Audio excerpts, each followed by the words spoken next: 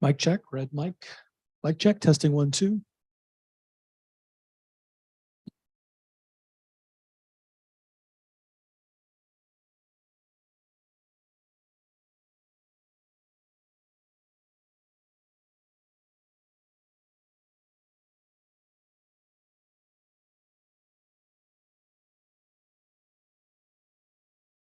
Check, check, check.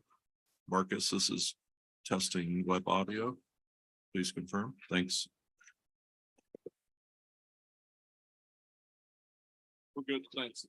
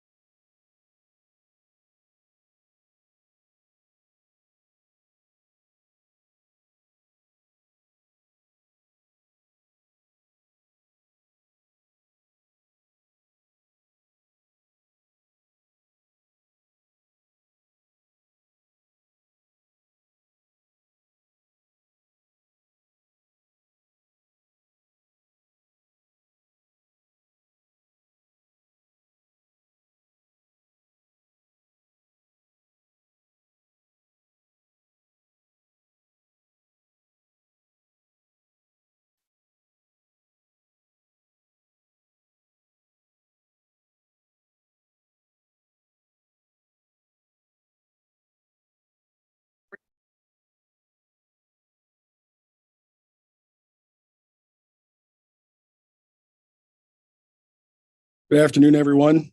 Welcome to our 2023-24 Media Day.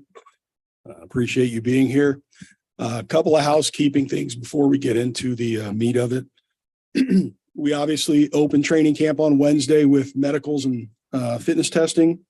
Thursday will be our first day on ice, both here and at the Ohio Health Ice House. And then it'll also be the first day for scheduled media.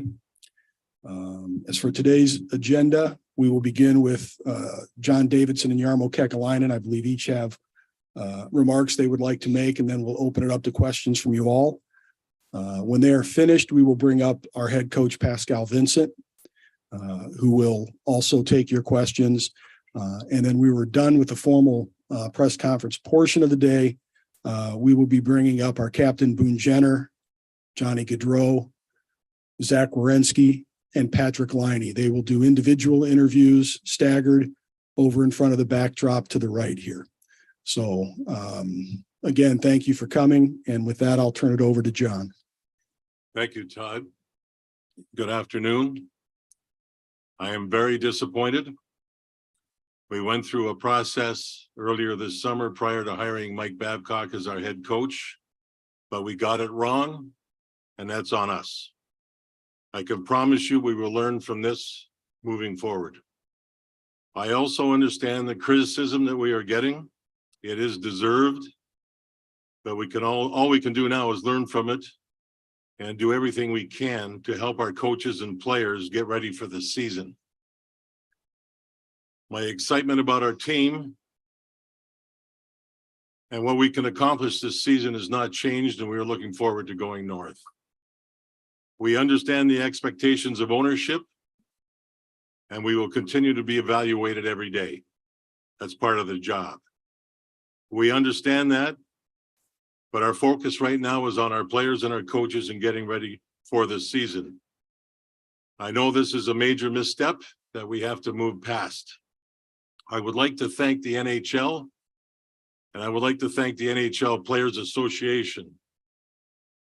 When we first heard of these issues, when we had discussions with both of those groups, we welcomed an investigation. They were very transparent with the information we received, and we digested the information. And from there, in talking with Mike Babcock, we decided there was no going back. The resignation went forward from that point on. We're coming into camp healthy. We have added quality players to our team. We have built a deep and talented group of prospects. We're excited about this team and where we're headed. We have to get through this situation. On a very personal note, this is one of the toughest times I've been a part of in my long dealings and career in the National Hockey League. It's very troubling for me, but we also know and firmly believe that we have a good group. We care about our people. We care about our staff. We've learned a lot as a group. We've learned a lot to help us go forward, and I plan on going forward. Thank you.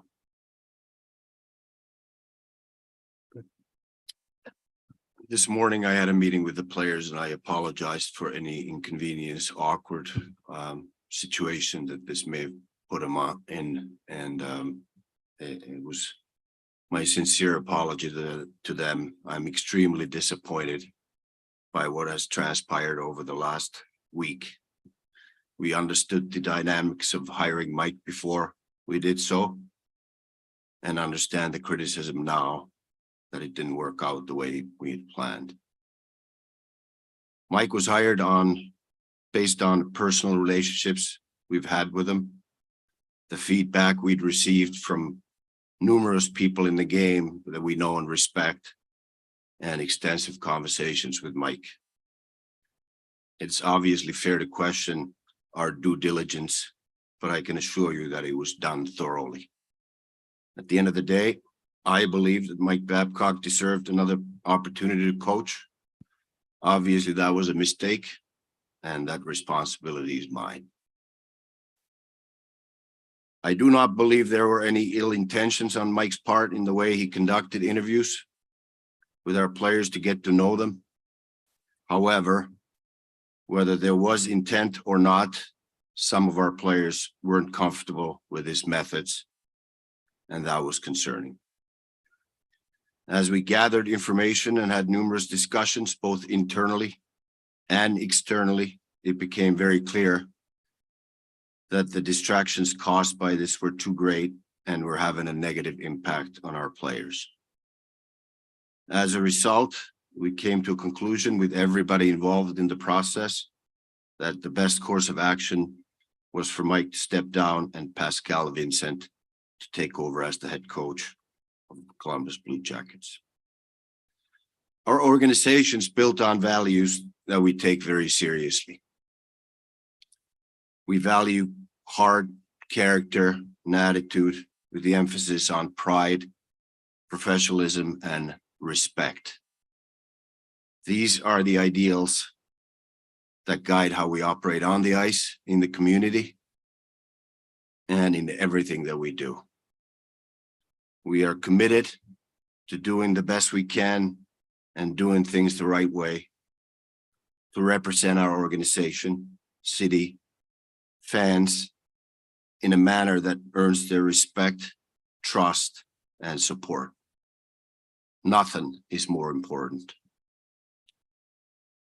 We believe our players and everyone else inside and outside our organization should be treated with respect all the times.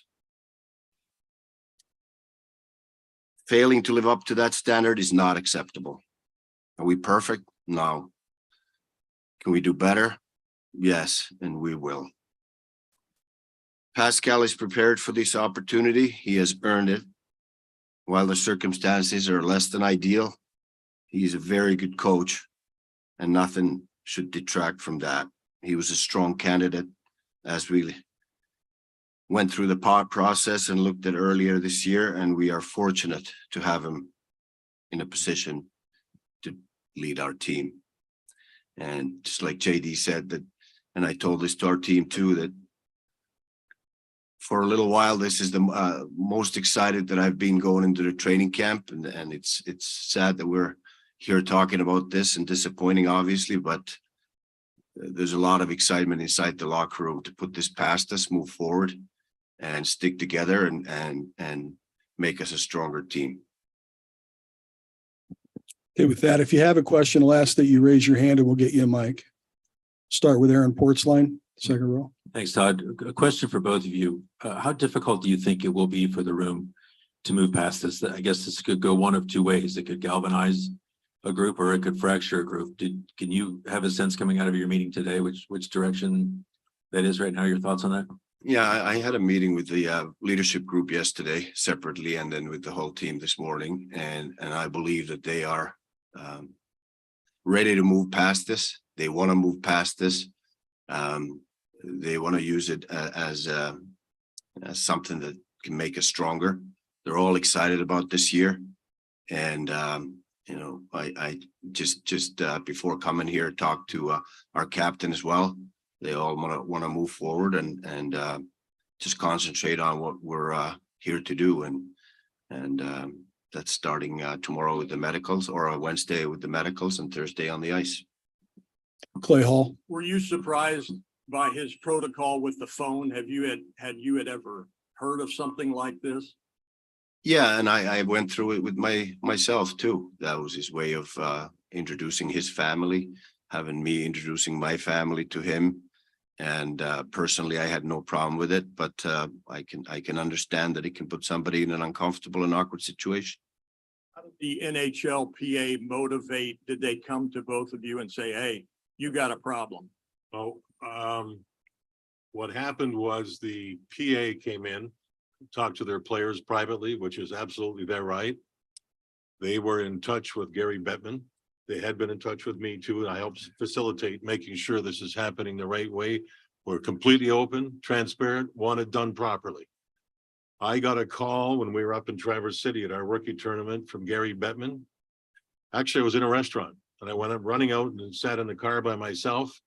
There was Gary and his whole staff, including Bill Daly, on the call, and there was the PA staff on the call. And they filled me in with what had transpired through their investigation. And with that, I went to Jarmo and our group, Mike Priest, who represents our ownership. And we started the process of what we were going to do. We had to digest it, figure it out. And with that, Jarmo ended up meeting with Mike Babcock, and basically there was going to be no end to this. This is what we had to do, and the resignation process started at that point. That's the exact traffic. No way to resolve it. No way to resolve it. No, we felt it. We. This is going to sound a little bit. He was a player. I was a player. We have to understand our players, and it wasn't going to work with our players. It just wasn't going to work. So we had to go forward. Go to Brian Hedger, center back. Either one of you can answer this one. Since this has come out, you've had multiple players, I believe 3 players, Zach Boone and Johnny Gaudreau come out and say they had no problem with the method. Jarmo, you just kind of mentioned it as well. So obviously somebody had a problem with this. Are you guys under the belief that it was more of a perception of how that was done, or was it done differently with different players, if I'm making myself clear? Well, I really don't know, because what happened with the PA and the players is their business. I do know that when the whole thing broke, Boone Jenner was very upset that it broke the way it did. And he put a statement out on his own. There's been some perception out there that we had something to do with this stuff. We didn't. Zero, zippo, nothing. And Boone maybe felt that nothing bothered him. It went swimmingly. Other players may have had different opinions, and obviously did. So that's how it works. And when you think of a hockey club with 23, 25 guys, everybody's a consideration. And with that being said, we made our decision and did what we did. One more follow up on this. There are multiple reports out there of a young Blue Jackets player in a meeting with Babcock, and Mike Babcock is holding his phone for several minutes, maybe up to 10 minutes. Do you feel like that is appropriate, I guess, in that setting? I don't feel it would be appropriate, but I don't know what happened. We've never been told that. I have no idea. And next we'll go to Whitney in the front row. Jarmo, you mentioned you apologize for any awkwardness or anything that the players may feel. Is there any concern, and this is, I guess, for both of you, how maybe this was reported, like whichever younger players felt uncomfortable that it didn't maybe go through, like they didn't go to Boone, or maybe they didn't come to you guys. You guys have more information than we do, but is there any concern with that communication? Yeah, over the years, I've been here now for 10 years, and I've had numerous players come to me with some of the problems they may have on the ice, off the ice, with their families, different things. It's a complex relationship with the management and the player. It isn't always comfortable for them to come to me with their problems. We may be in the middle of a contract negotiation or something, and then they don't want to let me know that they're having problems. I'm just making it up, but that's one thing I mentioned to the team too, that I want to keep building a relationship with the players, that they can trust us and always come to us in any situation, how difficult it may be, and trust us that we always have their best interest in heart, and we'll help them no matter what it is. And I have that relationship with many of the players that I've worked with in the past that are not playing anymore. And I have a few of them on our staff, actually. I take pride in that. I worked in scouting and drafting and developing those players. So I felt that relationship was always important, and not just to care about the player and the athlete, but the person as well. But it is a complex situation. It is not as simple for the players to always be honest about how they're feeling or what's going on in their lives, and show, I guess, vulnerability to us that are in this position to decide about their future in hockey, and that makes it difficult. And JD, you mentioned that you were both players. You have a very young core with this team. Is that something that seeing the change that hockey is maybe going through with some of these younger guys, you can't coach them the way or interact with them the way they used to. Was that something that you guys are still like learning and considered Well, here? I think with hockey clubs, when you have 25 players on your team, whether they're raw rookies or older fellas, everybody's got a different personality. And you watch for that, you try to deal with it.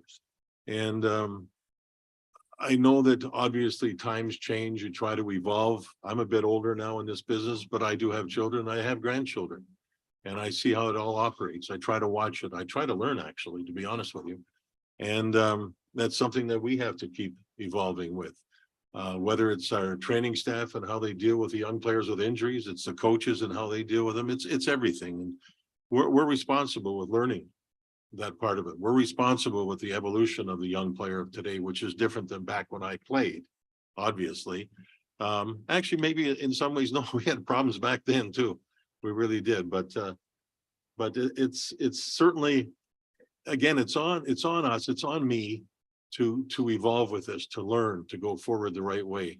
And that being said, it's to do with total respect for the players. Nicole here on the left. So JD, you said we got it wrong and this was a major misstep, but this was something that was kind of clear from the beginning, that the potential for there to be a problem was here. As soon as Mike Babcock's name was floated, people felt this was a very controversial hire and that the potential was greater for there to be a problem than for it to go smoothly. Now, in hindsight, Yeah. how would you respond to the fans, to the media? There were a lot of people who said this was not the right thing for the Jackets to do at the time. How do you respond to them now?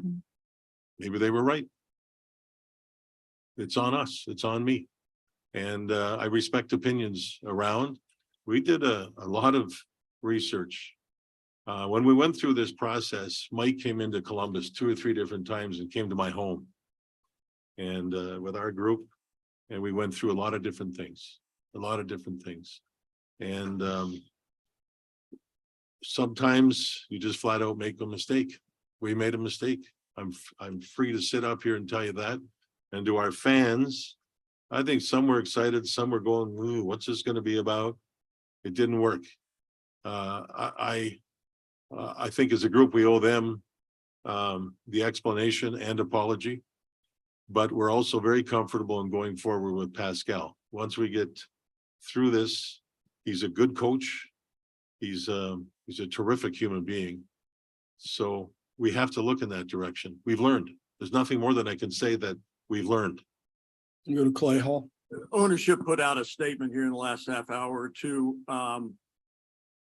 Did they discuss possible changes in the front office to either of you? And have you been put on some kind of notice that we can't be here again? Very, very fair question. I think what's happened here is we've had discussions with our ownership, who was very supportive, and it was revolving around our goals for this season. And we need to make a major improvement compared to a year ago with all the issues we had. And I think we still can. And so I believe that the ownership is in a situation where they believe that, and it's on us to prove it. So we're going into this season. We need improvement. We need to show that our young people that we have, our healthy people that we have, everything from A to Z is going to go in the right direction. And we appreciate the support. Primarily with the win-loss record.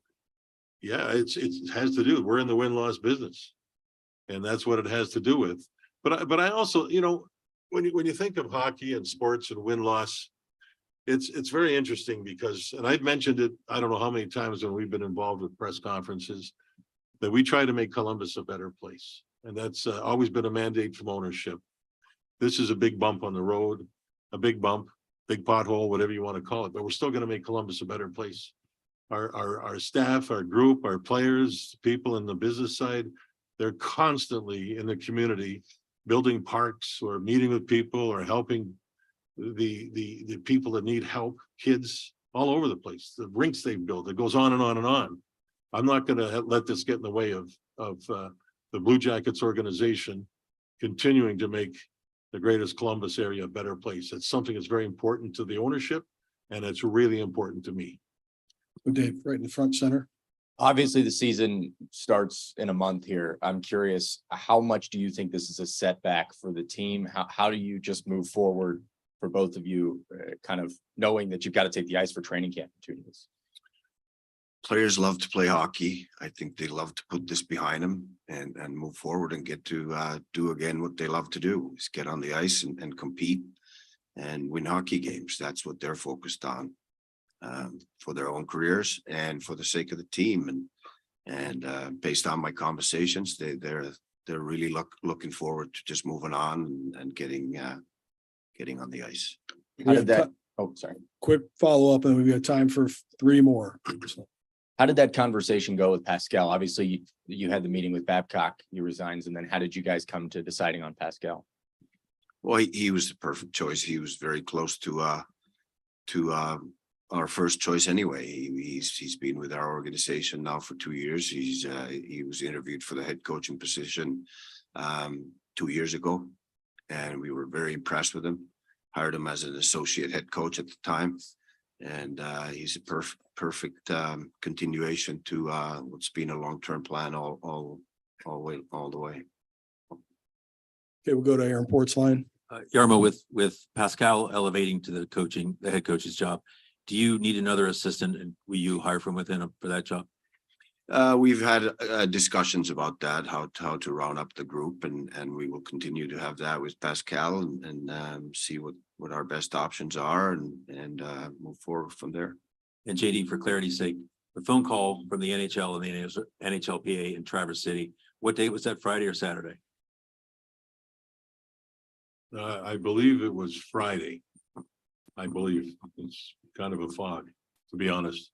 I believe it was Friday, and we immediately met with our group and with our ownership through Mike Priest, and we got heavily into discussions, even though we had discussions prior, just because it was bubbling.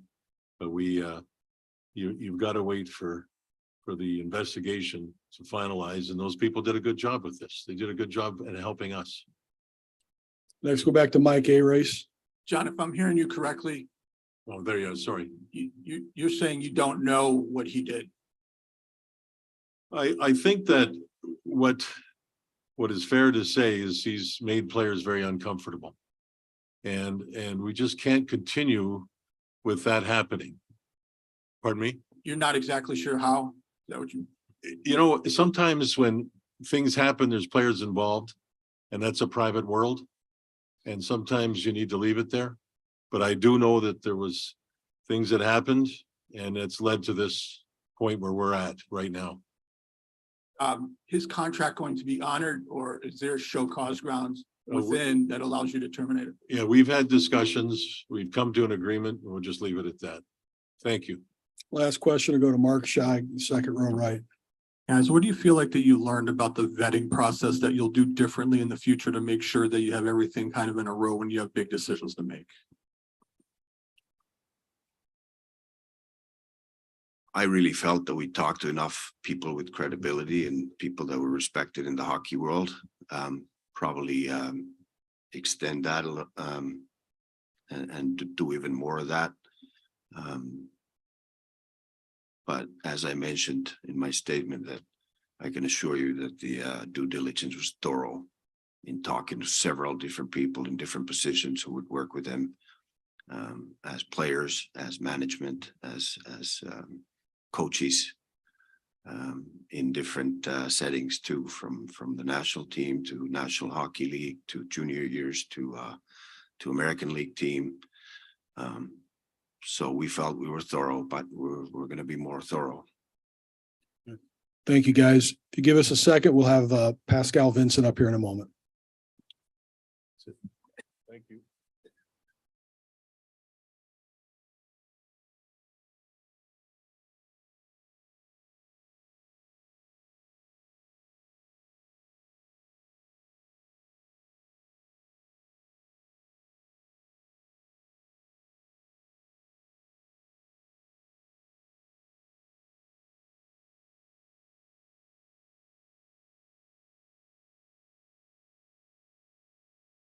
And I think Pascal has a couple of comments he'd like to make, and then we'll open it up to your questions. And again, just raise your hand. And since Pascal's probably new to some of you, I'll just let you introduce yourselves.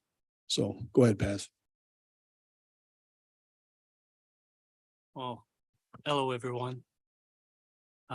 First of all, I'd like to thank the McConnells, the ownership group, Mr. Priest, JD, Jarmo, for this opportunity.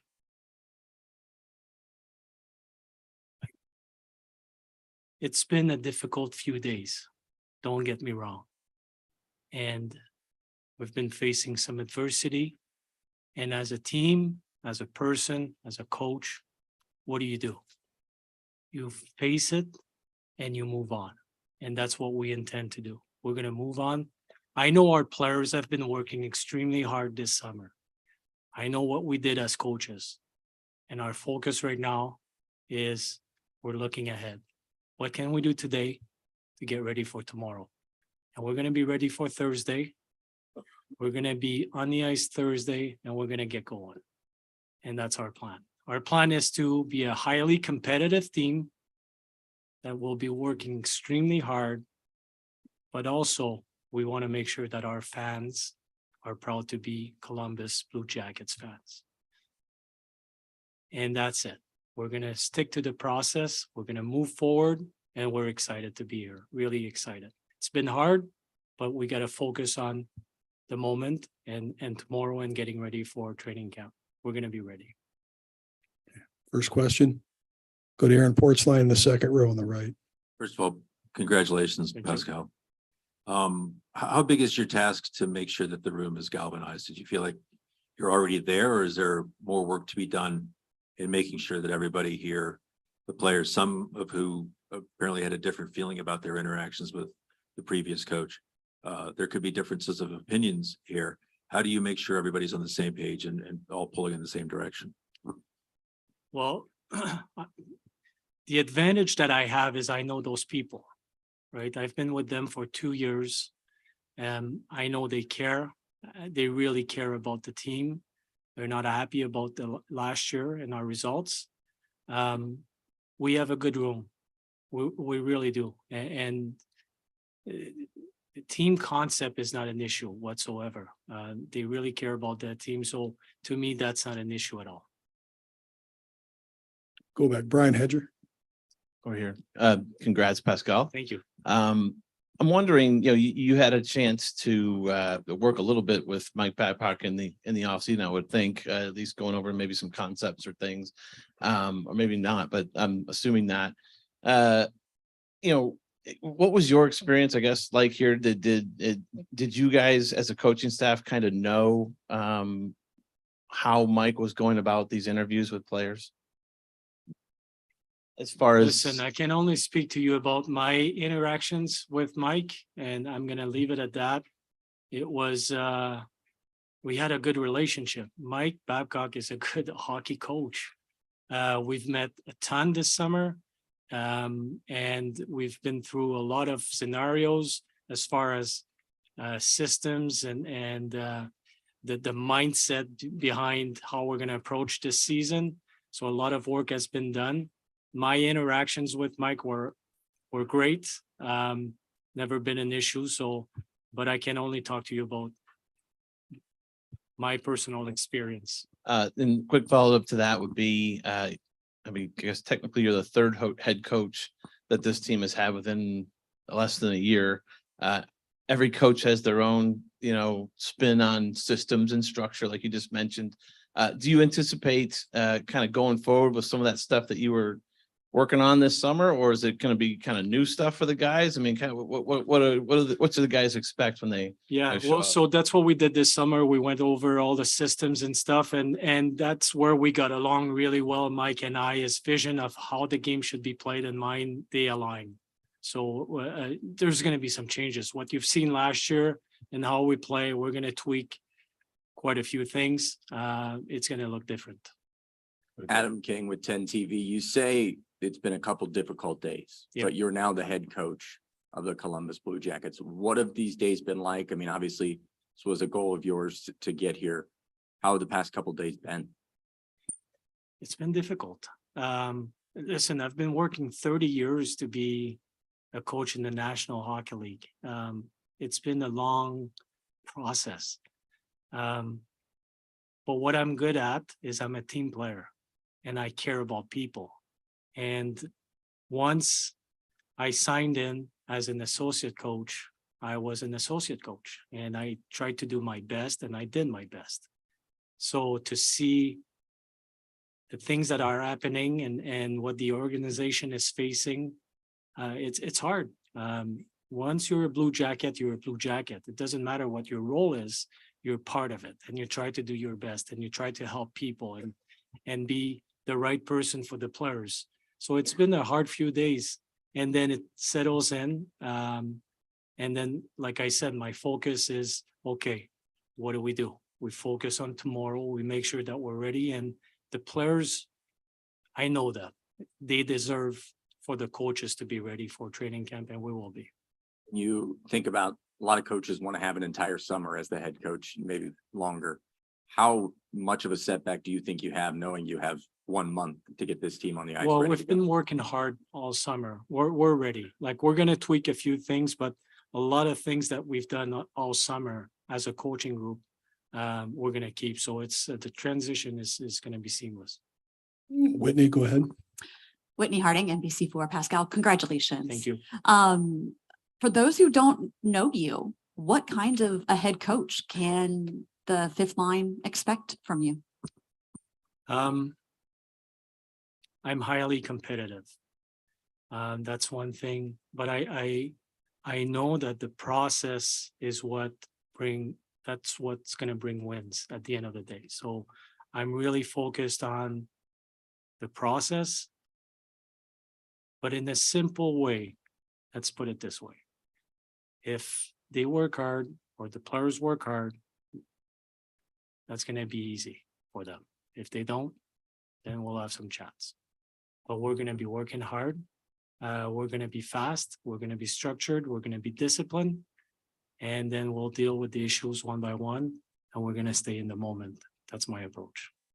You've mentioned that you know these guys. Yeah. It sounds like a lot of this has just been a question of communication, understanding. How are you going to keep that communication open? Maybe make it more open than what it was before. Make it so players feel good about coming to you if they have issues or things like that. Yeah. Well, it's our job to make sure they feel comfortable in order to do that.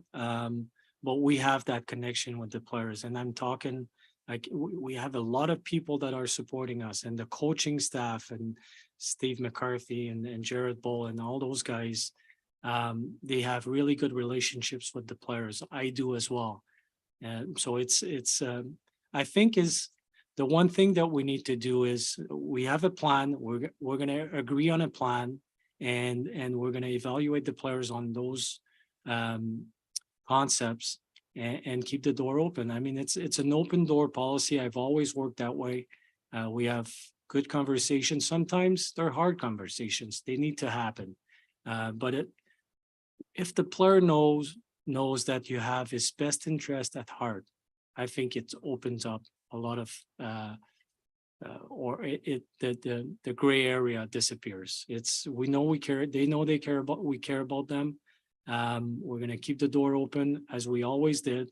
And we're just going to be honest with them. I have no secret plays in my game. Like, I have no secret plays. It is what it is. We're going to be honest. We're going to tell the truth. And that's what they expect. NHL players, elite professionals, that's what they expect. They want to know the truth, but they want to have a conversation. And why am I doing this wrong? Well, this is why. And how can we fix it? We need to have a plan to fix the issue. So it's going to be constant, but our main job is to service the client, if I can put it this way, making sure that we provide to the players all the tools necessary, physically, mentally, systems for them to succeed.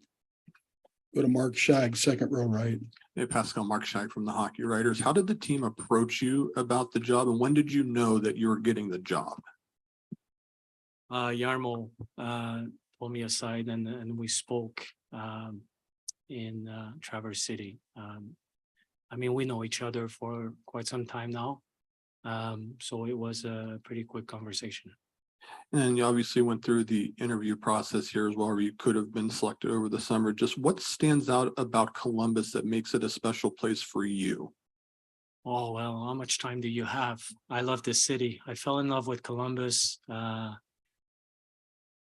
First day I arrived there, but I'm getting to know the city a little bit more now after 2 years. But I remember I've received some calls. Paul Maurice lived there for a year, I believe, and he said, this is a great city. I've had lots of people that know about the city told me this is a great city, but until you experience it yourself, you don't know. This is a great city. I was amazed by the fans last year showing up. They care about their team. I think the facility is great. As a coach, having the 2 rinks in the same building makes a huge difference.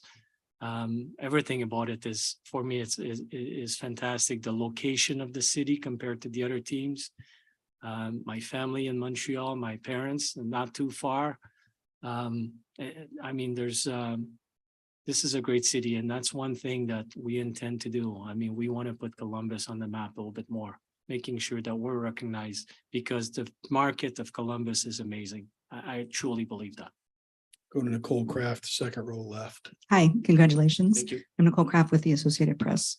JD and Jarmo both said they learned a lot from this, and I'm curious what you learned from this experience that you've now gone through to get to this point. Well, things change quick, and what I've learned is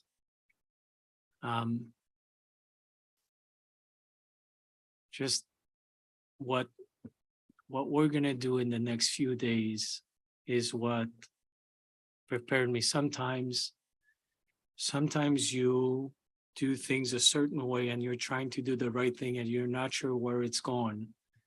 And then first thing you know is you're put in a position that you've been dreaming your whole life. And what I've learned is if you do the things the proper way and you do it for the right reason with the right intentions,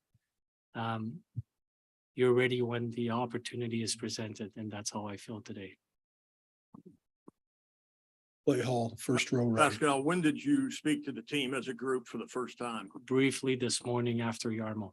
And you sense, because you've been here, you feel acceptance right away? I do. You do. And that's no doubt. Did you feel you had to apologize as others did, or it's time to turn the page? Well, for me as a coach, it's just let's focus on today and tomorrow. If I do something wrong, I will apologize. Trust me. But today was let's go. Let's sorry about this. What's happening? I'm part of the organization. I'm telling you, it was a hard day, few days for all of us. Really was. But our job is to making sure that that's taken care of, and let's go. Got time for a couple more. Go to Brian Hedger, center Yeah. back. Pascal, I'm wondering, there's the last few years, a lot goes around about younger players and how it might be different to coach them than it used to be, or harder or something.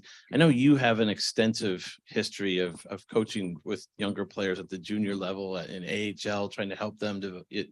I'm wondering how important you think that will be and how much you can lean on that with what's probably going to be another younger team. I know that's the perception, but I don't think it's necessarily, and I appreciate the question. What I do is I try to get to know the people I work with. And whether you're 18 years old or 30 years old, you're an individual with different needs and a different perception and a different brain. So I'm trying to understand how they function and adjust according to them and try to be the best coach for them. Because I think leadership, it's all about empowering people. And how do you do that is you get to know them, what they're good at, and push that forward. I don't care about age, to be honest with you. Like, yes, we do have younger players. If you're a hockey player, you're a hockey player. And some guys mature later in their life, and some guys mature earlier in their hockey life. It's all different. But I think being able to understand first, make a plan, execute the plan, reevaluate the plan, and it's like a circle. And that's what I do. That's what we're gonna do with our players, making sure that we have the right plan for the players, but it starts with a good understanding of who they are. Yeah, we have some younger players, but they're good players.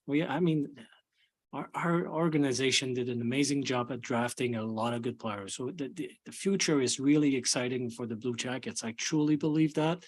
And that's why this opportunity is also so exciting. Not only I love the city of Columbus, my family and I, but the team and the people, and I'm a lucky man. I've been lucky my whole life. I've met tremendous people, and I'm still in that position. I'm going to be able to work with the people I really enjoy and truly have a lot of faith in and confidence in, and people that are doing it for the right reasons. Okay, last one, we'll go to Kobe Myers, center. Thanks, Pascal. Congratulations. Thank you. You talk about the process and you said it brings wins. Around here, there's been a lot of losing. So how do you stick with the process and, convince the fans who show up when the team is in last place? How do you convince them to continue sticking with the process, even if the wins don't come right away? I like it. I do.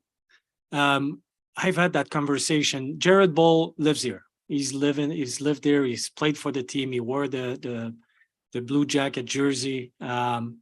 He's bleeding Blue Jacket. You know what I mean? Like he's a Blue Jacket. And we talked about the fans, and we were saying how amazed we were with the people supporting our team in the fifth line. And I know our marketing people, they're doing an amazing job, kinds of stuff going on.